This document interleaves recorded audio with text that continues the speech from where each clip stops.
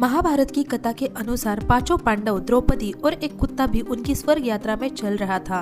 लेकिन दुर्भाग्यपूर्ण तरीके से रास्ते में वे द्रौपदी और पांडव एक एक गिरते गए और उनकी मौत हो गई। आखिर क्या था इन सब का कारण? आज के वीडियो में हम इसी के बारे में जानने वाले हैं। तो हाय दोस्तों, मैं हूँ प्रिया और स्वागत है आप सभी का प्राचीन सत्य में।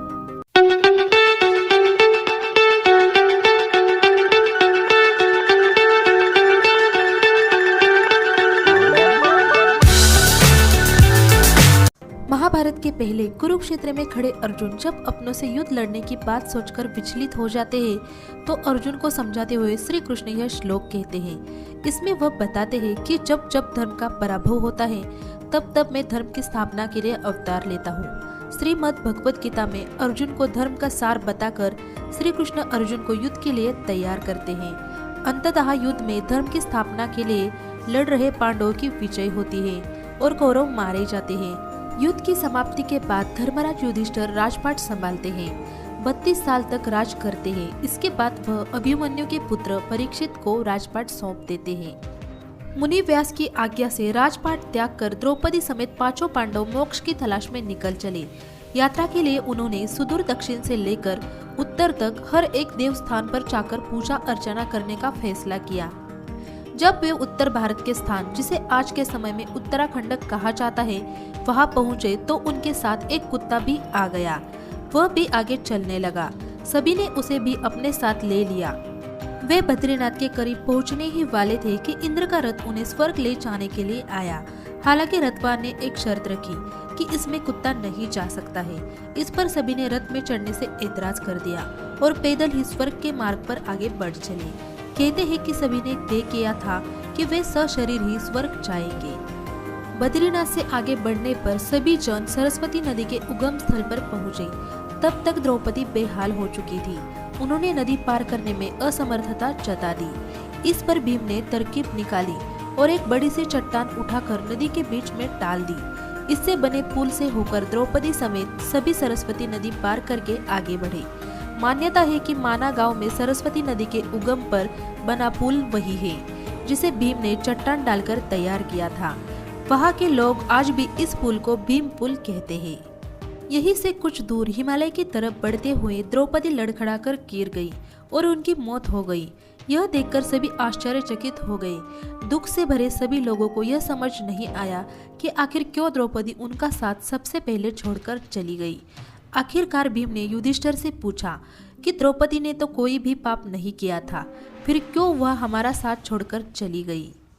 इस पर निर्विकार भाव से युधिष्ठिर ने कहा कि द्रौपदी हम पांचों की पत्नी थी, लेकिन उसके मन में पार्थ के लिए प्रेम ज्यादा था क्योंकि वह उसे ही योग्य वर मानती थी। पत्नी धर्म में यह पाप है। युधिष्ठिर इतना कहते हुए बिना द्रौपदी की तरफ देखे आगे बढ़ गए। बाकी लोग भी उनके पीछे ही हो चले। मान्यता है कि स्वर्ग रोहिणी की तरफ जाने वाले रास्ते पर आगे बढ़ते हुए पहले सहदेव, उसके बाद नकुल, फिर अर्जुन और उनके बाद भीम की मृत्यु हो गई। स्वर्ग के दरवाजे पर केवल युधिष्ठिर और वह कुत्ता ही पहुंच सका। जब युधिष्ठिर भी स्वर्ग के दरवाजे पर पहुंचे तो उनका भी शरीर चरर हो चुका था। अंगुलियां गल गई थी। युधिष्ठिर को स्वर्ग के दरवाजे पर ले जाने के लिए खुद देवराज इंद्र आ गए थे। मान्यता है कि पांचों पांडवों और द्रौपदी के साथ स्वर्ग जाने का सहयात्री रहा कुत्ता स्वयं यमराज का प्रतीक था। युधिष्ठिर को लेकर देवराज इंद्र आगे बढ़ते हैं। एक भयानक स्थान पर तमाम लोगों की चीखने की आवाज युधिष्ठिर को सुनाई देती है। ये आवाजें सुनकर युधिष्ठिर अशांत हो जाते हैं और चीखते हुए पूछते हैं कि आप लोग कौन हैं? भीम चिल्लाते हैं बड़े भैया, तो उधर अर्जुन पुकारते हैं कि मैं अर्जुन। नकुल अपना नाम बताकर युधिष्ठिर को अपने बारे में बतलाते हैं तो सहदेव भी पीछे नहीं रहते। युधिष्ठिर का विचलन बढ़ता ही जा रहा था कि द्रौपदी खुद को पांचाली कहकर परिचय देती है। युधिष्ठिर बेहद चिंतित भाव से इंद्र से पूछते हैं कि यह सब क्या है। इंद्र कहते हैं यह नर्क है। हालांकि इनके लिए इतने ही वक्त का नर्क था। आप मेरे साथ स्वर्ग चलिए धर्मराज।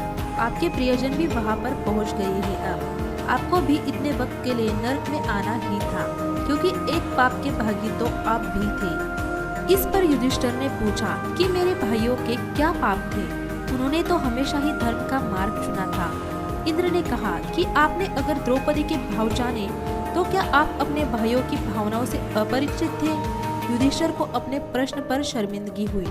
वह कहने लगे, भीम को अपने बल का, अर्जुन को अपनी धनुर्विद्या का, नकुल को अपनी सुंदरता का और सहदेव को अपनी ज्ञान का अभिमान था। इस पर इंद्र ने कहा, हाँ धर्मराज, अहंकार ही व्यक्ति के चरित्र का पराभव है। इससे आप दूसरे प्राणियों का अपमान करते हैं। ये केवल प्राणियों का ही नहीं बल्कि विधाता का भी अपमान है। युधिष्ठिर अपना सिर नीचे कर लेते हैं।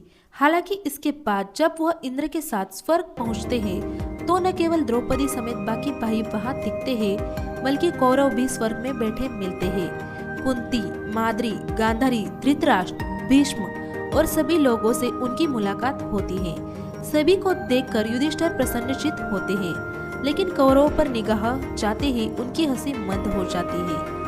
युधिष्ठिर के भाव भांपकर इंद्र कहते हैं, धर्मराज, भले ही इन्होंने पाप किए थे लेकिन इन्हें वीर गति मिली। ये युद्ध के दौरान ही अपना दंड भोग चुके हैं। ये स्वयं ही एक दूसरे के दुख का कारण थे और एक दूसरे को खोने की पीड़ा भी इन्होंने वही भोगी है। धर्म क्षेत्र में हुए युद्ध में इन्हें दंड मिला, इसलिए ये स्वर्ग के भागी हुए।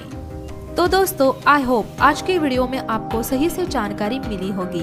आज का वीडियो आपको कैसा लगा ये हमें कमेंट बॉक्स में जरूर बताना, और वीडियो पसंद आए तो वीडियो को लाइक और चैनल को सब्सक्राइब जरूर कर देना। फिर मिलेंगे ऐसे ही एक नए वीडियो के साथ, तब तक के लिए धन्यवाद।